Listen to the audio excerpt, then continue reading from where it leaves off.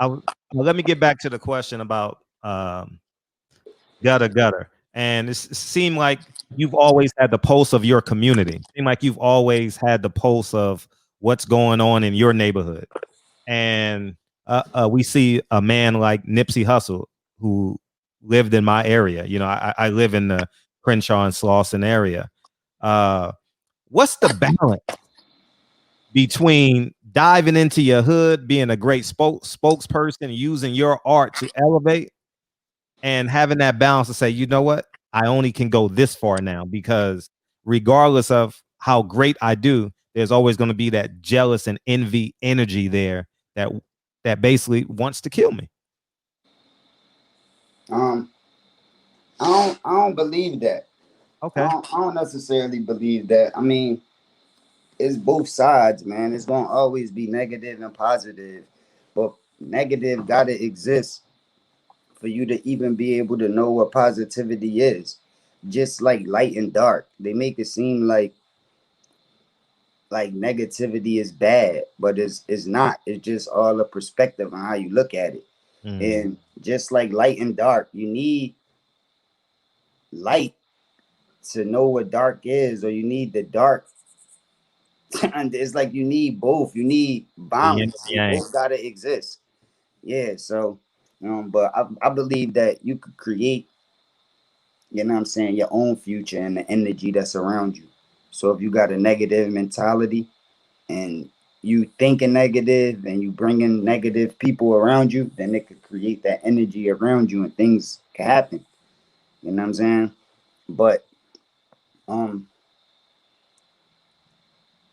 it is just like life is not forever anyway. Like, you know what I'm saying? You eventually gotta check out one way or another. So you Uh-huh. just gotta do it as big as possible while you here. Try to leave the biggest mark possible. And whenever it's your time, it's your time. Mm. So like Nipsey did it big. Like I don't understand. Like it would have been good to see what he could have did if he was still here, but it's like so many trillions and billions of people that live that nobody know and nobody remember, and it's like so many people remember him, and you live as long as this people remember you. So all of the people that remember him is going to pass his name down to their kids and kids after them, and his name going to live for a long time. So that Uh, means he's going to live for a long time. So that's a good thing. You know what I'm saying? And there's some people that might have lived to 100 years old sure. and died yesterday, and nobody know their name. Nobody talking about them when I do interviews. Nobody not gonna ask me about them. Hmm. And it's like, Ask about me. yeah. So Yeah. it's like it's all about how you look at it, man. Uh-huh. You know what I mean? What happens to us after we die? Because you said a religion is man-made. Um, where do we go? Is it literally over, or Um, See, that's the thing. Nobody never died and just came back to tell a story about what happened and how it go. uh-huh. So it's like all just theories and just ideas and just coming to the best conclusion possible and just creating that. Like, you know what I'm saying? Nobody know what happened after you die. But I feel like energy, like our energy, like the energy that makes us up, I feel like that can't die. Mm, And I mm, feel like um for us to live this life, the amount of information that we provided to have, we can't understand. Like, you know what I'm saying? The higher power makes it beyond our understanding for a reason so we could live life. You know what I mean? But um just like when you go to sleep yes. and your body is like in one place and it's just in the bed and it's just laying there. Sometimes you could go to sleep and it be blank. Like you don't see nothing, hear nothing. It's just like you don't remember nothing from when you go to sleep to when you wake up. But you don't know how much time passed and how much time was gone. And a lot of people, when they sleep, they dream. So now your energy is in a different place. And Mm, sometimes you can see you got a body, you see other people's bodies, you hear voices. And it's crazy that you can even hear voices that you can't do when you woke. Like I'm not like an impressionist. I can't do people voices, But if I have a dream, I can hear different voices. Like, you know what I'm saying? Not just my own. So it's like when you be in that, where do you be at then? When you dreaming, where do you go? Like, where's you at? And it's like you're not necessarily connected to your body at the time, but you still alive and you still here. You know what I'm saying? And I feel like when it's all over, when you die in this world, your energy is still alive. Who knows what happens with it? But I just don't feel like you die. Hmm. Have you ever had a And how better would life be if you felt like you couldn't die? The reason why people be walking on eggshells their whole life because they feel like they only got one life and they don't know what happened afterwards and they so scared. But yeah. what if you realize that you couldn't die? Like, you know what I'm saying? You might think you die, but you don't die. Just like when you wake up from that dream, you just wake up in another existence. That's you know what I'm saying? Hmm. And a lot of the energies that exist now had to exist before on the earth. It's just that you can't remember your energy from before. And I know I caught amnesia before. I couldn't even remember all of the energy that I got now. So I know like you could have lived before and been a different person and played a part in this world, but when you was born again, if you can't remember, then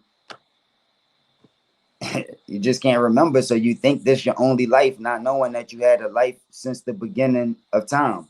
And you're gonna continue to have lives until the end of time. Hmm. That makes sense. So is sleep a different dimension? I guess so. Cause Mm. you be there, right? And it be experiences, and some of them seem realer than others. You know, some of them can affect you. Like you can even have a heart attack in your dream or something. It's like, you know what I'm saying? Or you could like things can happen to you and you could get affected in your dreams different ways. So it gotta be something. And it shows that you don't necessarily have to be connected to this body we in Great point. Yes. to Wow, exist, that's to it. be there. Like that's what I mean. So if you get rid of this body, your energy can still exist the same way it exists in that dream. And in that dream, you have a body too. Mm. And in that dream, you don't feel like that body is fake or not a real body until you wake up.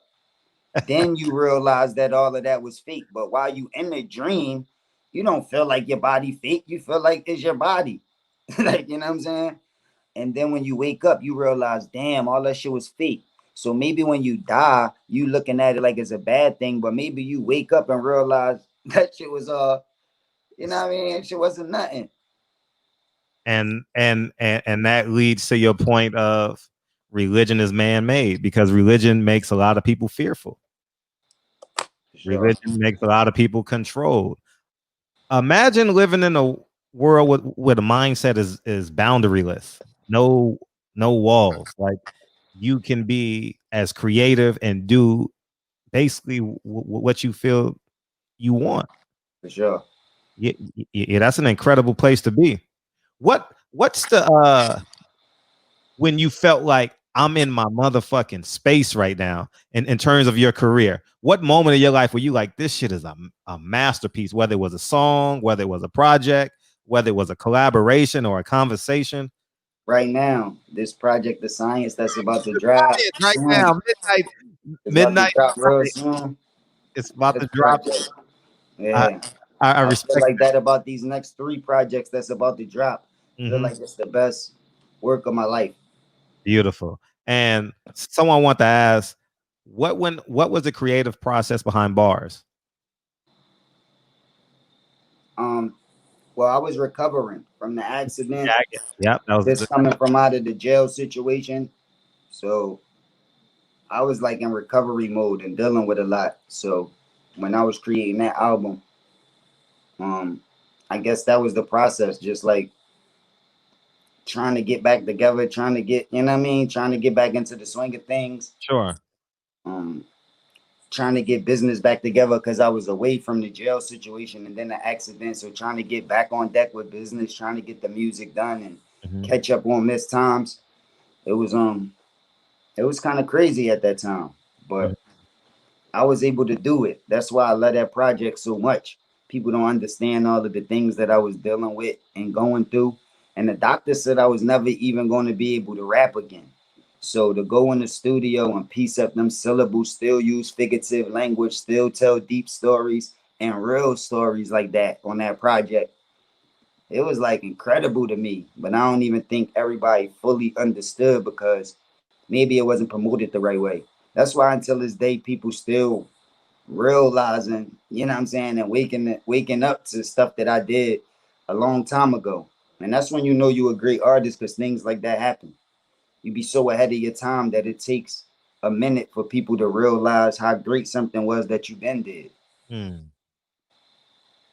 Nah, you're right. And yeah, you have put out some amazing work, man. And I'm not sure how long I got you, but how much time we got left? Because I got I got to get out of here. I got to go to the studio because we going live to play the album, to let the world appreciate hear it, you know what I mean, to set off this music. uh-huh. So I got to get dressed and get ready to get out of here. So appreciate you coming in, man. And midnight tonight, I go live at 9 o'clock, which is midnight your time, and I'll tell people again to go stream it, go buy. You got hard copies as well on your website. I appreciate you for having me. And if this was a different time, we could have went a little bit longer. But I'm gonna tap back in and we're gonna do this again, man. After the tap back into your next project, please, because I want to go deeper on that spiritual realm. For sure. I started doing a whole bunch of writing and shit when you was talking, so I definitely want to go there. And I genuinely appreciate you, man. And thanks for having me, man. Keep doing your thing, man. Salute to you. Appreciate you, King. Till the next time. Yeah.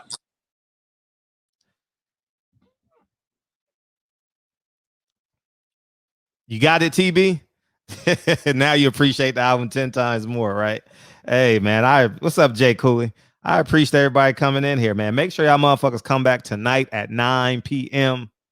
I'm about to go back on my daddy duty and get this done. And I genuinely appreciate y'all for coming in, man. And yeah, man, it's we building and growing. So tonight at 9 o'clock, we got Jamel Herring. And I'm gonna tell y'all right now, this shit gonna be a classic interview. This shit gonna be a classic, and I got so many notes. Oh, this shit gonna be a classic interview. So anyways, man, come back 9 o'clock Pacific Standard Time. You got 2 hours and 10 minutes to come back into the barbershop. I know people are working. I appreciate you, J8, man. We're gonna rock out and have a great time. I appreciate all the parties involved that helped put this together. I want to thank Knowledge. I want to thank his manager, and I genuinely appreciate y'all, man. The Science comes out as soon as we go live. His album drops, and make sure you put it in the chat, in the comment section, and I'll remind people that his album drops at midnight, and we'll go from there. I'm sure he'll get a few thousand streams from our shows and shit. But anyways, man, I appreciate you guys, and appreciate you, TB. We got your question. And DB, what it do? I see you at 9 o'clock, DB.